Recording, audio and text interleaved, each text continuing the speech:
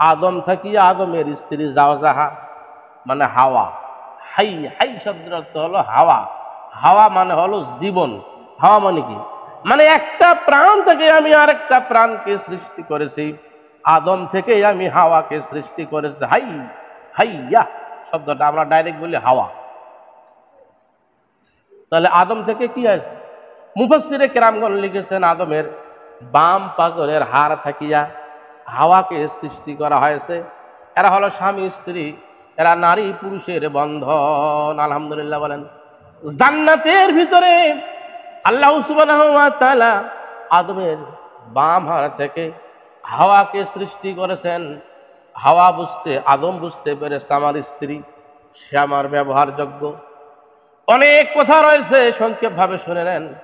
আদম আলাইহিস সালাম যখন হাওয়ার গায়ে হাত দিবে, জিবরাইল আলাইহিস সালাম বাধা করলেন, আদম তোমার একটা বড় কাজ আছে, যেই কাজটা তুমি এখন স্টার্ট করবে জগতের সকল মানুষের জন্য ফরজ হয়ে দাঁড়াবি।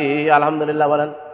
এ আদম, তোমার জন্য হাওয়া জায়েজ, হাওয়া তোমার জন্য শস্য স্বরূপ, খেত স্বরূপ, মাজরা স্বরূপ, কিন্তু তুমি আদম হয়ে হাওয়াকে যখন তুমি ব্যবহার করতে যাবে তার মহারণা তুমি পরিশোধ করে দাও।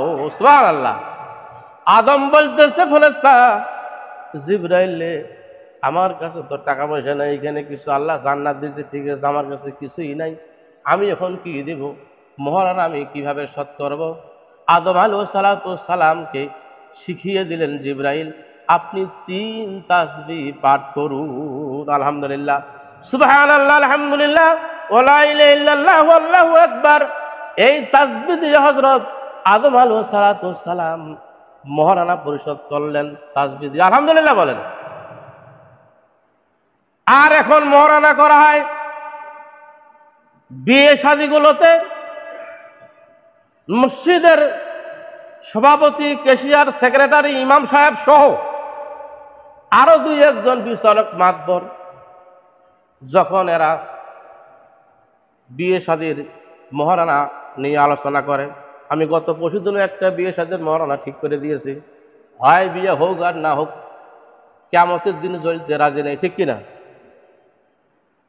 মহারণা ঠিক করা হয় ভ্যান চালার 5 লক্ষ টাকা।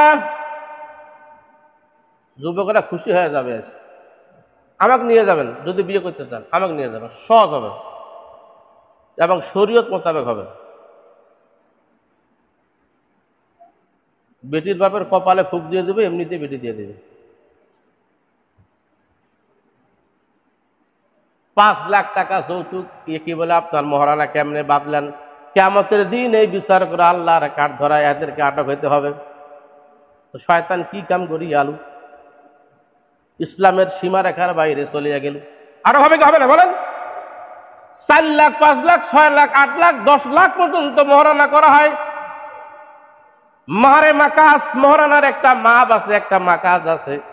যারা মাতব্বররা 2 দিকে বসিছে, ছেলে পক্ষ আর মেয়ে পক্ষ, একজনও জানে না, অথচ এটা একটা শরীয়তের বিষয়, ঠিক কিনা?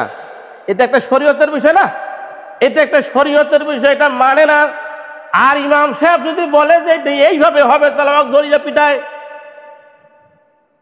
ইমাম সাহেবও কথা খাবার সাহস পায় না, হয় চুপচাপ হয়ে থাকে, সাইড হয়ে চাকরি যদি যায়।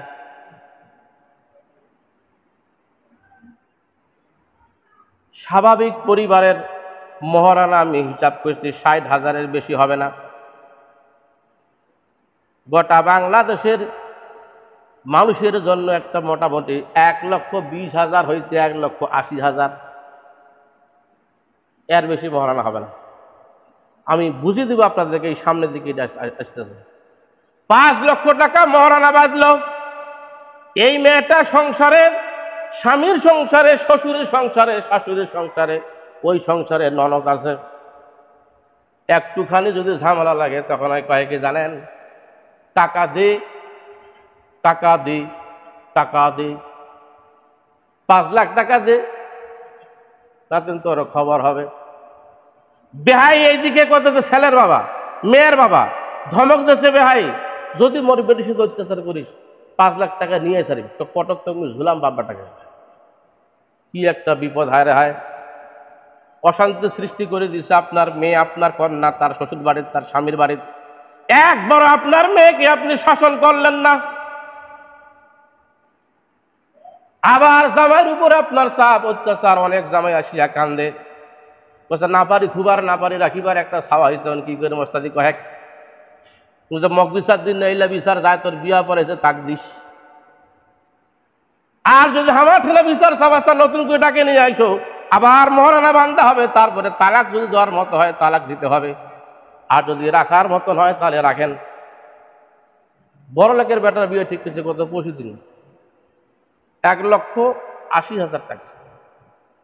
সাবাসের এটাও বেশি হয়ে গেছে, অনেক বেশি হয়েছে, 1,80,000 টাকা। চিন্তা করলাম ছেলের যে সম্পদ আছে, একবার তেলাপিয়া মাছ অঠেরা বিক্রি করলে আর পরিশোধ হয়ে যাবে।